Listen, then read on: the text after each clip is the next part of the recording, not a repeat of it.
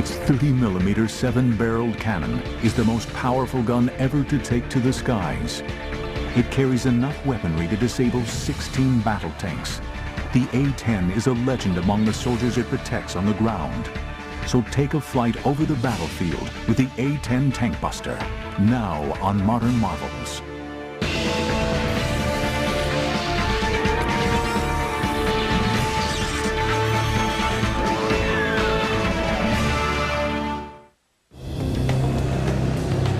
Throughout Operation Iraqi Freedom, the A-10 Warthog was the most well-known and feared plane in the U.S. Air Force. I think it was the best equipped Air Force and Army ready to fight that we could have.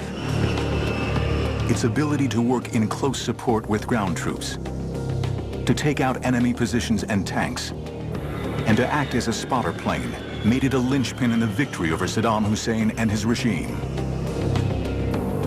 We're kind of like the insurance guy up there, or the 911 force. When they need help, they call. And that's who they expect to be there.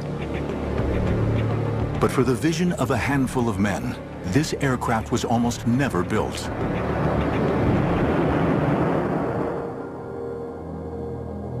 In World War I, aircraft were used as a way of supporting the troops on the ground.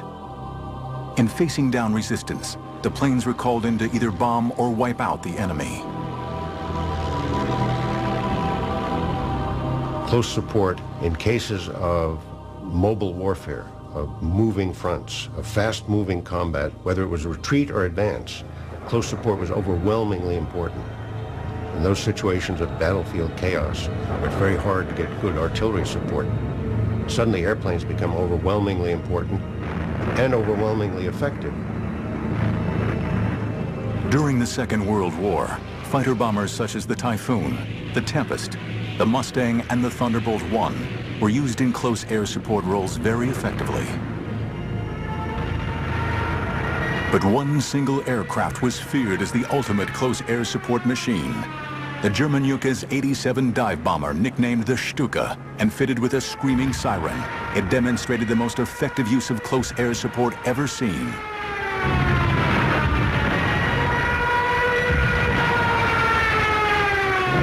This was a time when the Germans were enormously outnumbered by the Russians, and yet having extraordinary successes against very heavy, huge Russian tank forces.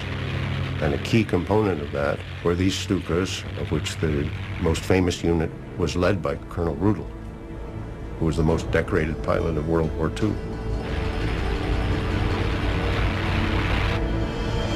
Colonel Hans Ulrich Rudel's unit wreaked havoc on the Russian front, with Rudel himself destroying 511 Russian tanks.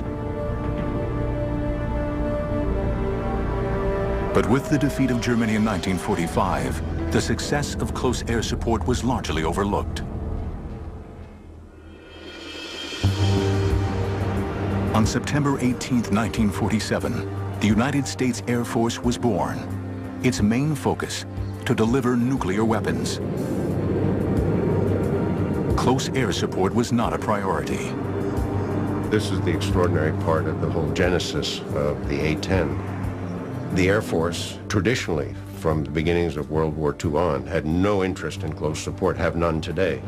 They don't like working for the Army, that they prefer running their own war, totally independent of everybody else. A very natural bureaucratic reaction.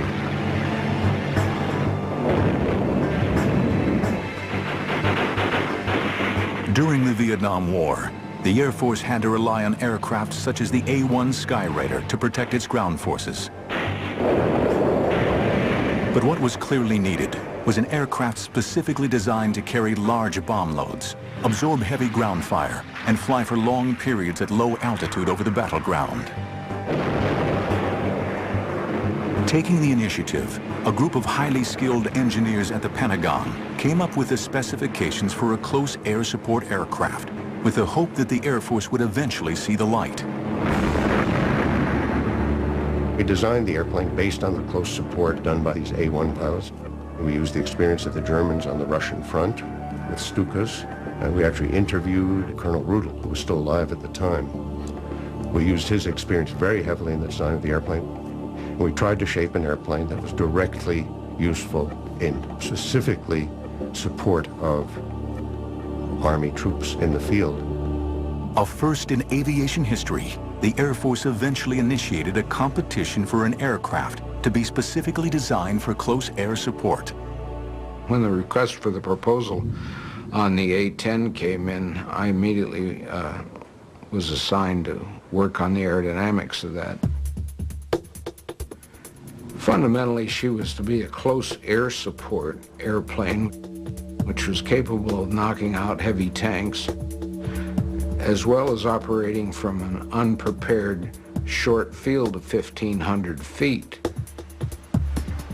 Fairchild Republic took on the challenges of designing an aircraft unlike any ever built. The winning design would be a stable, straight-winged aircraft to allow for excellent lift and maneuverability. This combined with the General Electric's TF-34 turbofan engines, which would give it a high thrust for takeoff, and a low fuel consumption to enable the plane to have loiter capabilities essential for the role.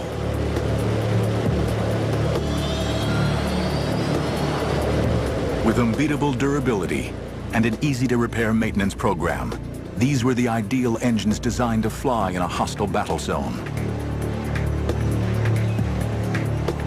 But for the Fairchild team, the challenges became apparent immediately.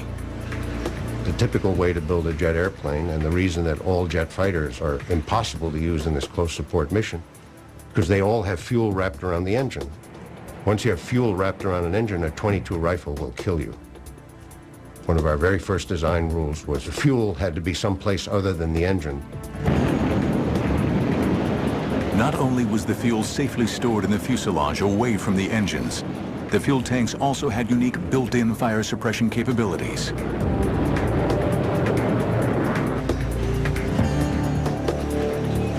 The aircraft's hydraulics could also withstand serious firepower. We required that every hydraulic control had to be backed up by a simple mechanical cable system that's much harder to shoot out. We could come back with hydraulic system shot out, half the tail shot off, a piece of the wing shot off. I had two engines, you could come home on one. The pilot was bathed in a titanium tub which could take 20-millimeter shells. It was really a piece of machinery that you could fly into hell and back. The A-10's survivability was matched with a deadly capacity, a huge 30-millimeter Gatling gun. Developed specifically for the A-10, the GAU-8 A Avenger was capable of firing almost 4,000 rounds a minute, giving the aircraft the ability to blow through tank armor.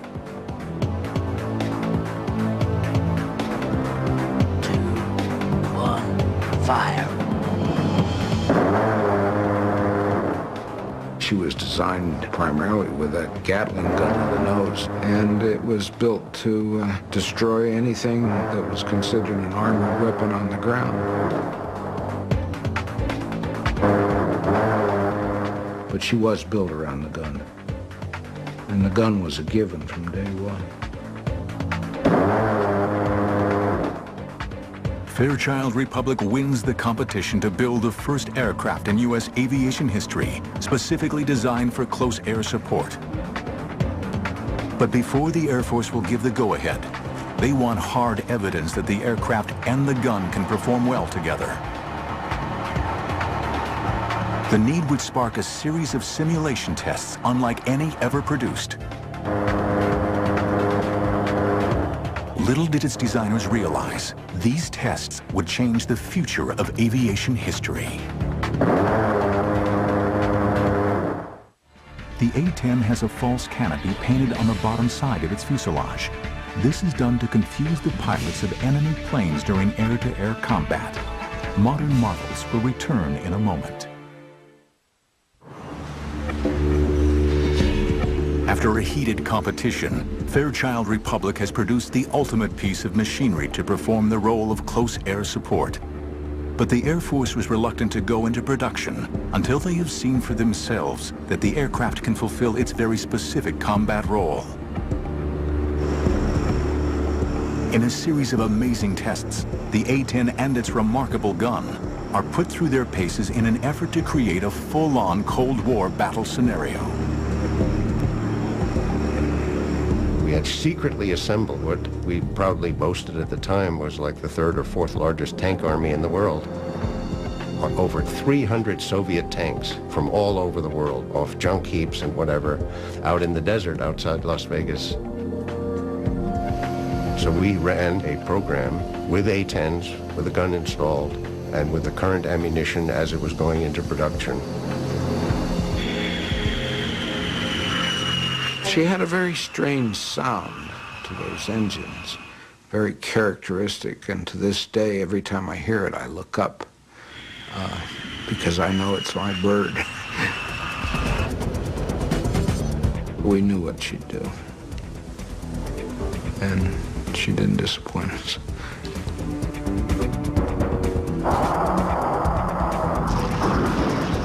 And we did a meticulous series of tests, attack after attack, checking tactics, checking burst lengths, all these details to see how effective we were against tanks. We learned an enormous amount about it. The most important thing we learned was that this weapon had unprecedented effectiveness.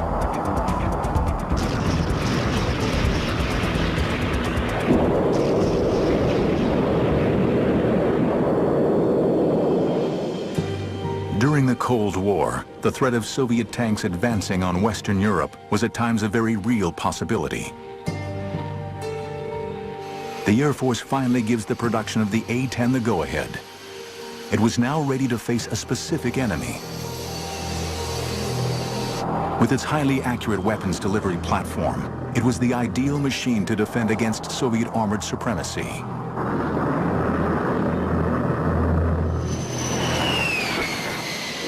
The first A-10 arrived at Davis-Monthan Air Force Base in Arizona in October 1975.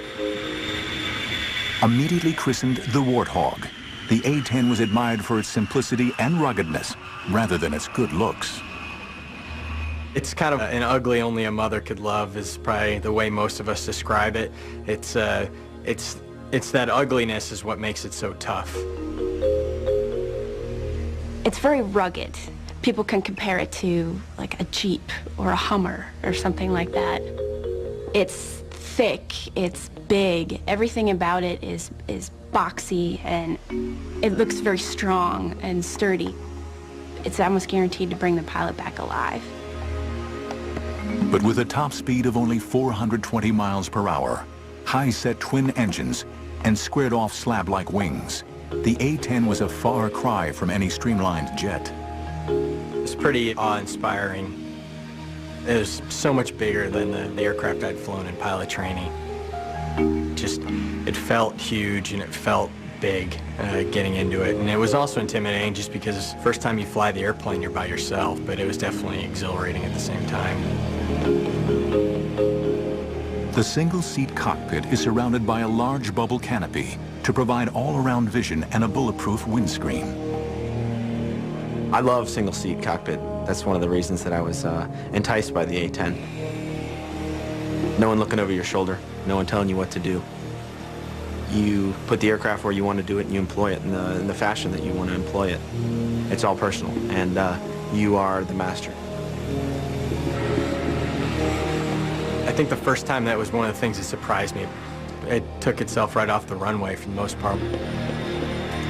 Once it hits the speed it wants to fly, it just lifts up and away. And I think it probably has to do a lot with the big straight wing, positive camber on the wing.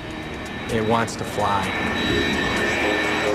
The plane reacts to you. It's like you kind of strap on the plane itself, and it's an extension of you, and it flies. It has a feel of a real stick and rudder.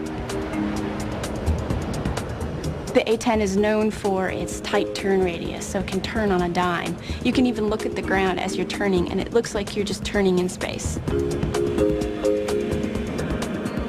Straight wing lets us turn very, very tight. So even though we're going slow, we've got a very small turn radius, and we can very quickly move our flight path so that we can dodge all those, the AAA and the surface-to-air missiles. But it's the challenge of the unique close air support role that's the main attraction to the A-10 pilots. It's an environment where anything can happen at any time. The mission that we do is not a rote mission. You don't come into it knowing exactly every single thing that's going to happen from the time you take off to the time you land. Once you get in the air is where it starts actually unfolding, and you have to react to that. You hear American voices on the radio screaming because they're taking fire and that there are people dying. Their artillery can't get the enemy. They call in the A-10s. Flying of the airplane has to become secondary. Now you're trying to employ the weapon system, and that's where it gets complicated. We get maps spread out in the cockpit, and we're still trying to talk on the radios and keep from getting shot at.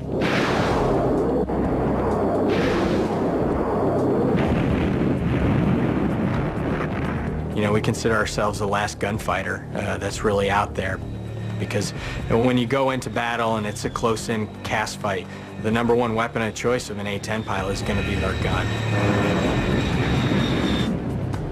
The weapons delivery system incorporates a heads-up display, or HUD, that provides the pilot with the references for flight control and weapons employment.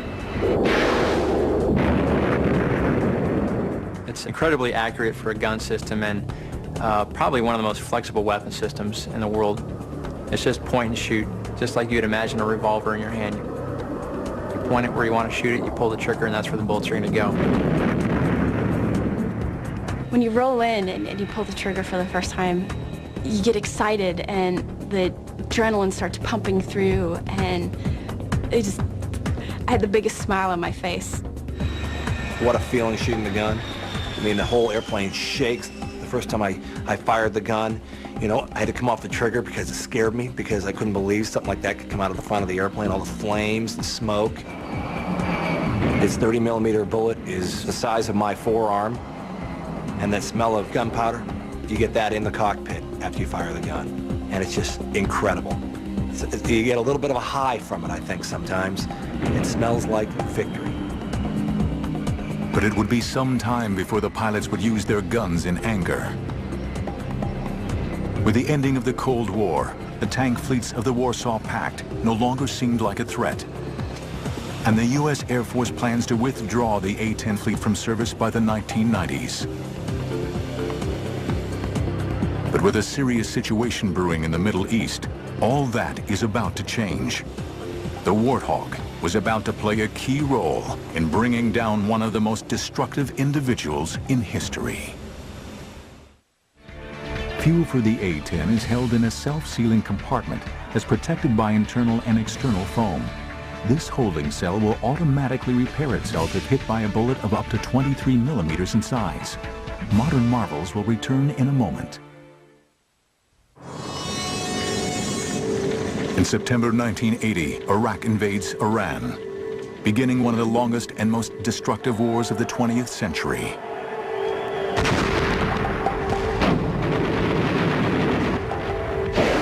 After 8 years, the basic issues dividing the countries remain unresolved.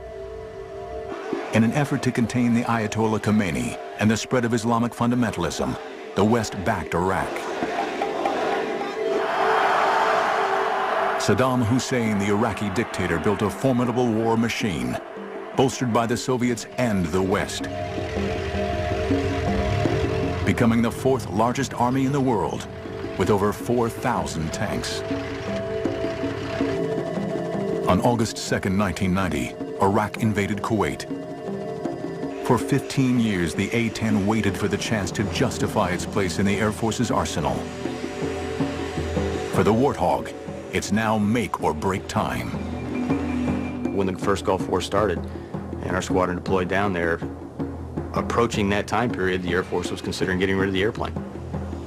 It wasn't until the Gulf War came around we proved the fact that we are a capable cast platform. When the war broke out on January 16, 1991, there was an urgent need for a missile-launching tank buster. The A-10s were committed to combat for the very first time. Back then, you know, we had nobody with combat experience except for a few of the very senior leadership that had flown in Vietnam. So a lot of people were unsure what to expect. Deployed to the Gulf to back up coalition ground forces, A-10 squadrons launched on Iraq's thousands of tanks in the mother of all battles. First day, I'll never forget that feeling. It was like, wow, this is the big game. You know, you're all pumped up, adrenaline's flowing. You know, let's go. You know, you go in, we hit a target, and I remember looking down and going, what's all that glittery stuff down there? And sure enough, it was, you know, them shooting. Oh, whoa, they're shooting at us. And that's when it kind of hit you, you know, this isn't just training anymore. The way that I saw the Iraqis working is, if they knew we were going to hit something, they moved it. And they played lots of shell games. And it's kind of like, you know, where are they hiding it now?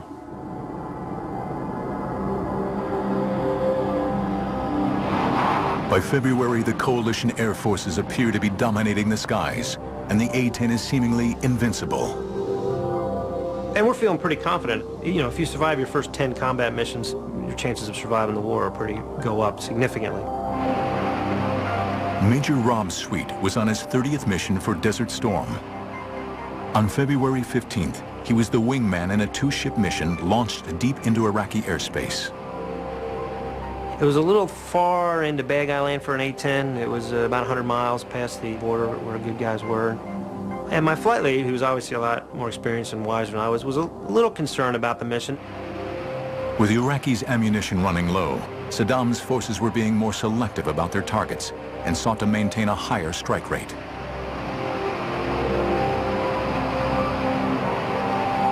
So we said, all right, well, we won't hang out as much at the target. We'll take 2-3 passes and then we'll leave, go somewhere else. There's a formation of tanks in a circle about 3 miles in diameter, no craters anywhere, and we were kind of aware that maybe these were plywood dummy targets. Sweet's flight leader rolled in to take a closer look at the target and then clears his wingman in. For Sweet, what began as a routine mission was about to turn into his worst nightmare. As I'm coming off, sure enough, here comes the SAM. Well, whoa, that ain't good. But if you see it, you can beat it. So I saw it, put out some shaft flare, I kind of pulled around it, and it missed, sure enough. But it was close. In fact, that is as close as I'd ever been come to getting hit by anything. So I went from being, whoa, that scared the living daylights out of me, to losing my professionalism somewhat and getting really pissed off at this guy for scaring me. So he was going to die for doing that. As I was rolling in, you know, I felt a loud bang in the airplane, and I went, ooh, that isn't good. And I looked back, and I didn't like what I saw. Most of my right wing was gone. It was on fire. Thinking to myself, okay, bad hit, but there's still some wing on there, and I should be able to fly it out of there, and the A-10's pretty rugged. The Iraqi missile, which would have destroyed most other fighters, seriously cripples the A-10. The plane enters a steep spin/spiral, starts spiraling on down. I'm throwing switches trying to recover. I'm yelling, yeah, I can't recover, and then I start to panic. And I remember just seeing a desert coming up like this, and time to get out. The Aces II ejection seat is a fully automatic catapult rocket system. Once ejected, the parachute automatically deploys. I'm coming down on my parachute, and I see my A-10 hit the ground. And that was kind of disturbing. As Sweet hits the ground, he's seized by Iraqi soldiers. You know, they were on me before I even had a chance to roll over. And then it was their chance to get some payback. And so I got the crap beat out of me, basically.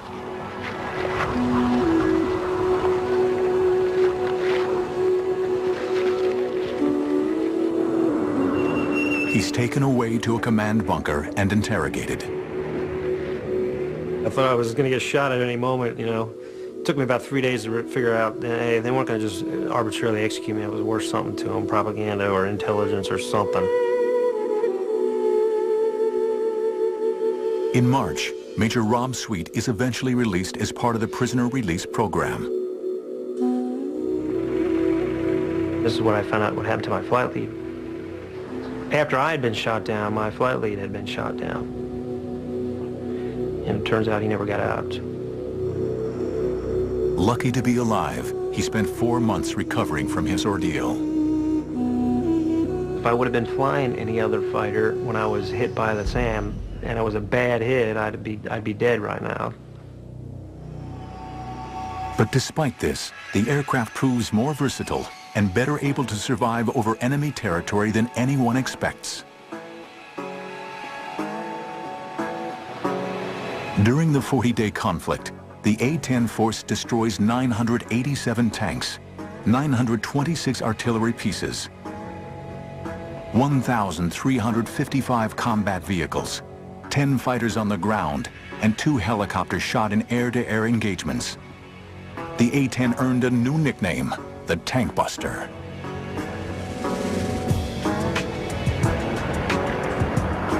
The result confounds all those who questioned the need for a dedicated ground support aircraft.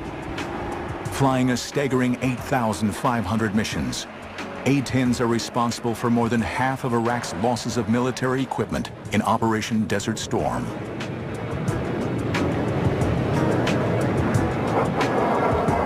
Tragically, this remarkable record is marred by a number of incidents in which coalition forces are mistakenly attacked by A-10s. Now, there was an incident yesterday in which an American A-10 inadvertently fired on 2 of our infantry fighting vehicles. The aircraft was one of several which had been called in to deal with an enemy position, and the incident itself is, of course, under investigation. 9 British soldiers were killed. The Air Force was adamant that it could eliminate attacks from friendly fire. What nobody knows is that the next challenge for the A-10 will be in an entirely new and forbidding battlefield, Afghanistan. 721 A-10 aircraft were built since 1975. 367 are in active service today. Modern marvels will return in a moment.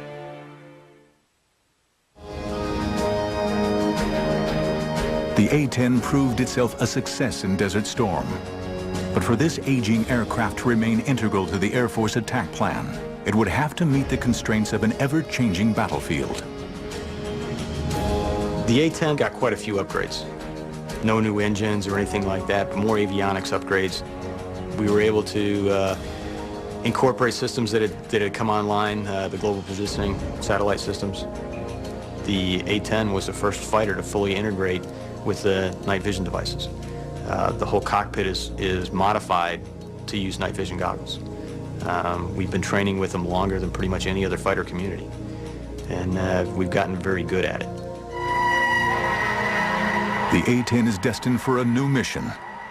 On September 11, 2001, the war on terrorism begins. Our response involves far more than instant retaliation and isolated strikes.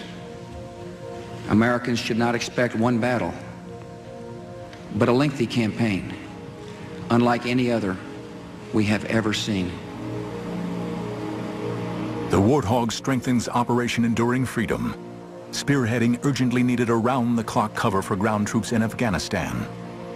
For the crews of the A-10s, it was like nothing they had ever seen. We arrived in Bagram, reported to my commander, and I said, "Boss, this has got to be the scariest place on earth." We really felt like you were in the middle of a combat zone, and we were. The A-10 is the ideal aircraft for the Afghanistan battlefield. The jet is versatile enough to navigate mountainous peaks and deep valleys, while also patrolling and pinpoint attacking their targets. It wasn't bad flying over the mountainous terrain. The bad part was if I ever had to get out of the airplane, there's a lot of snow down there. That's not a good place to be. Going from a nice warm cockpit down into the snow is not an idea that I want to have to fulfill. The airplane, higher altitudes than what we normally would fly, just because of the heights of the mountains over there. We were able to go places that the other fixed-wing assets may or may not have been able to get in very well. And we definitely went places that the helicopters couldn't get in.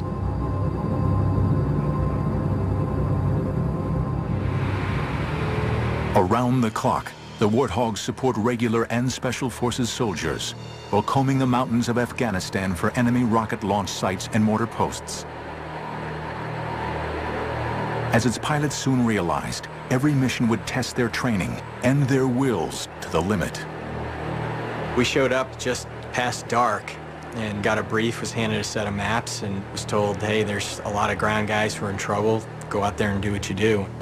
Didn't have a whole lot of situational awareness on what was going on the ground. So, and when we checked in, the radios were just going crazy with guys calling for close air support. Your pulse rate goes up. The intensity of what you're thinking about goes up. You know, the adrenaline rush, it's a good feeling though. And what's nice is you turn your airplane towards the fight and your training takes over. So first thing we're looking for is what's the overall situation on the ground, and get a big picture view, and then move into the area. And once we get into the area, have a pretty good idea of where everybody should be. Now we'll move from the big picture to the much smaller concentrated area. And one of the first things I'm going to try to do is look down and try to find where the friendly position is. And if I can't identify him exactly, I want to at least narrow down something that I can use as a line in the sand and say, okay, we can't drop past here because that's where our guys are. On entering the battle zone, one of the A-10 pilot's main responsibilities is to avoid friendly fire incidents at all costs. What we mainly have to help us avoid fratricide is our radios and our eyes. Very low tech, but I think that's what makes us more efficient. Yes, we have a global positioning system that helps us figure out where we are. And we have night vision goggles that find out what's down there. But when it comes time to find out where the target is, yeah, we got to use old-fashioned Mark I eyeballs and our hands to think about where that is, because without that, we couldn't do our mission. We went in there, and the night vision goggles were really hard to use because the sun had set, but it wasn't low enough where we were getting a lot of brightness coming from the west. So it was really difficult to use the NVGs. There was no moon illumination, and we're in this very harsh terrain that I've never seen before. A team of observers down on the battlefield work with each pilot to guide the aircraft to its target. The Terminal Attack Controller, or ETAC, works for the Army and is responsible for ensuring that the A-10 pilot identifies and attacks the correct target while minimizing the risk to friendly ground forces. We pass them a situational update, an area update on what's going on in the battlefield. Let them know where the friendly troops are, what the situation is of the enemy, and they kind of give them a heads up of what the threats are in the area.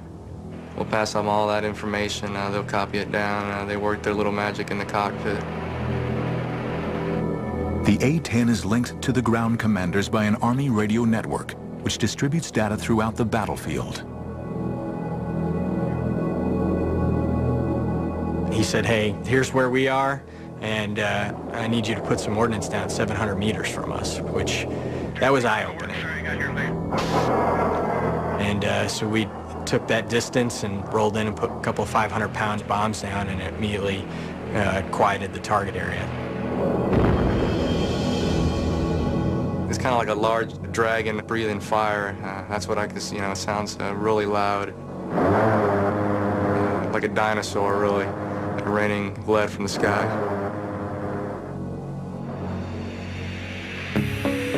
Like guardian angels, A-10s continue to fly over Afghanistan, protecting their friends on the ground until the war against terrorism ends. But an old enemy was waiting in the wings. States like these and their terrorist allies constitute an axis of evil, arming to threaten the peace of the world. The need for the A-10 would reach its climax in March 2003. Saddam Hussein's horrific regime is reaching fever pitch. This time, it would take an army with the A-10 on the front lines to bring him down. An A-10 fighter is still capable of flying with 10 feet of its wing missing and half of its tail gone. Modern marvels will return in a moment.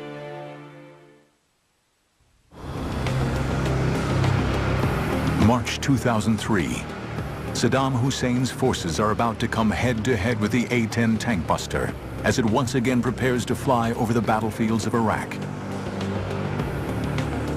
The coalition forces mean to end the regime of Saddam Hussein for good.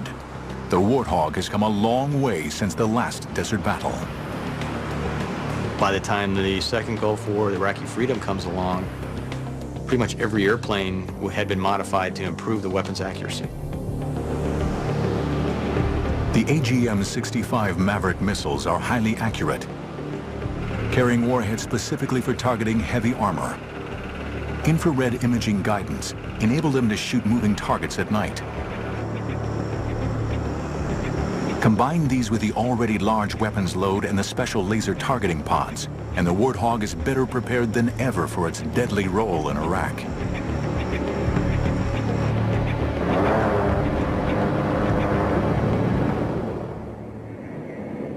Flying from the seized Talil Air Base in southern Iraq, A-10s fly numerous missions as coalition forces launch one of the greatest military assaults since World War II. The assault of Baghdad. For the A-10 crews, it would be the challenge of a lifetime.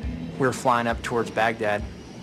We were excited to go up there, but the hair on the back of our necks was standing up, and your heart was beating really fast. I actually said a lot more prayers stepping into the cockpit that day. There's all those different emotions running through your mind, and you're saying, please, let me do what I'm trying to do and do the right thing.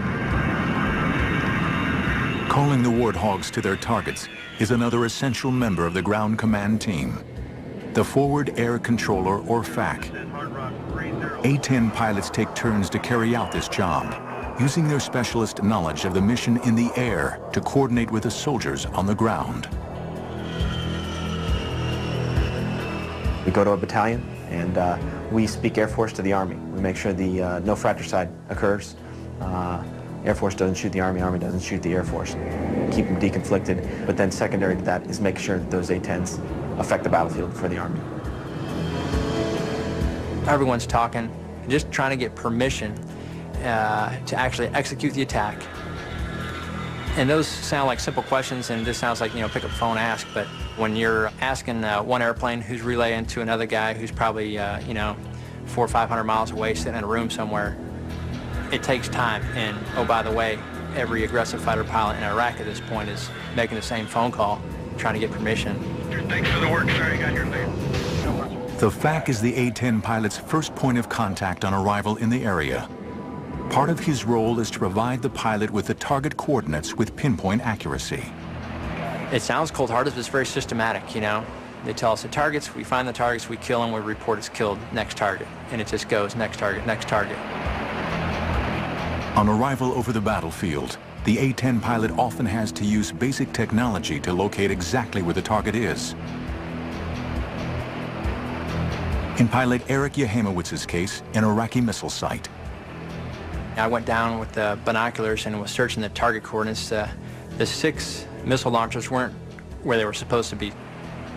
So it took me a little while to search the area. The Iraqis had moved them probably about half a mile to a mile away. I'm thinking to myself, okay, I don't know if that radar operator sees me with that missile, but I see the target next to it, and it was just an awesome feeling. Your focus then, all of a sudden, is into this one little area is what you're looking at. As you roll down, pilots call it the chute, or when you roll in to employ, that's it, the whole world melts into just this little area. And I was able to lock this thing up and fired that missile, and it came screaming off the rail.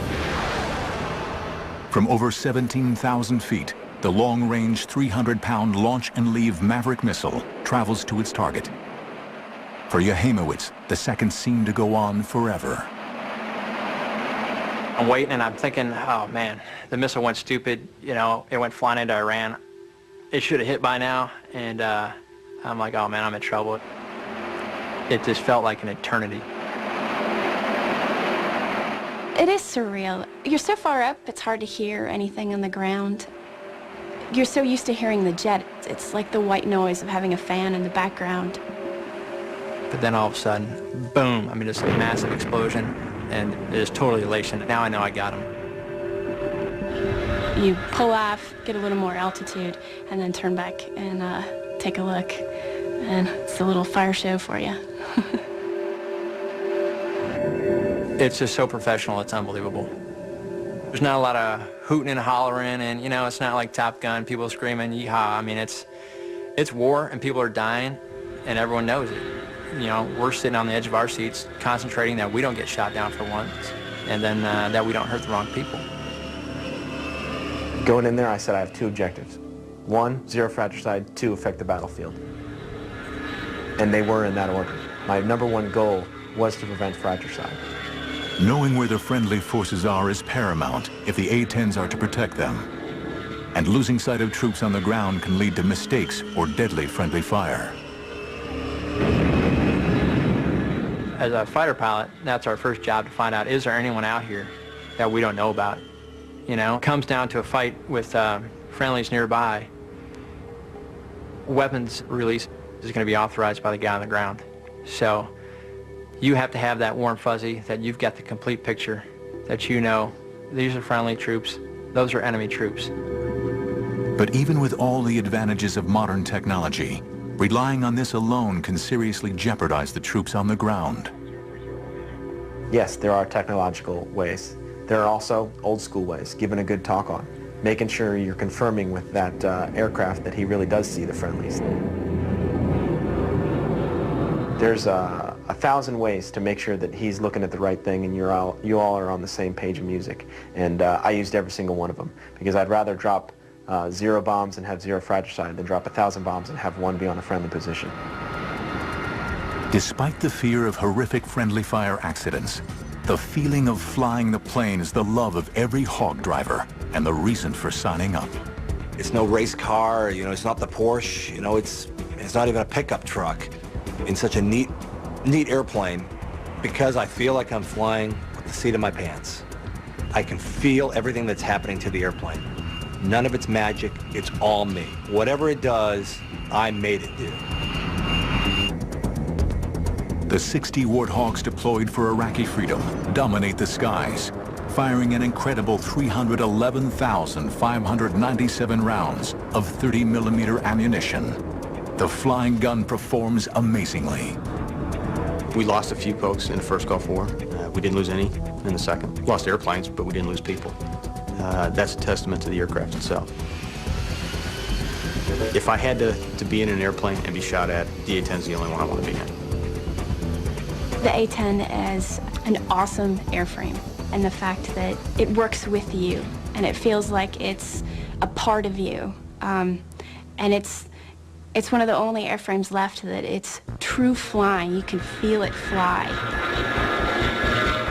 The A-10 means close air support at its finest. It's been my home now for 8 years, and I love it. And I hope I get to stick with it, and I hope we get the upgrades we want to take us into this next century and keep supporting the Army. But I think it's just an awesome weapons platform. It fills a specific niche, and it does it really well.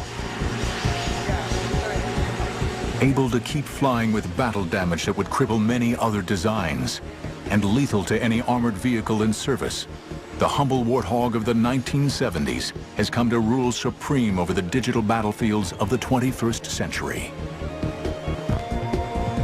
Due to remain in service until at least 2025, the A-10 Warthog has proven itself to be one of the most effective aircraft ever flown in the U.S. Air Force, and a legend to those who've flown it.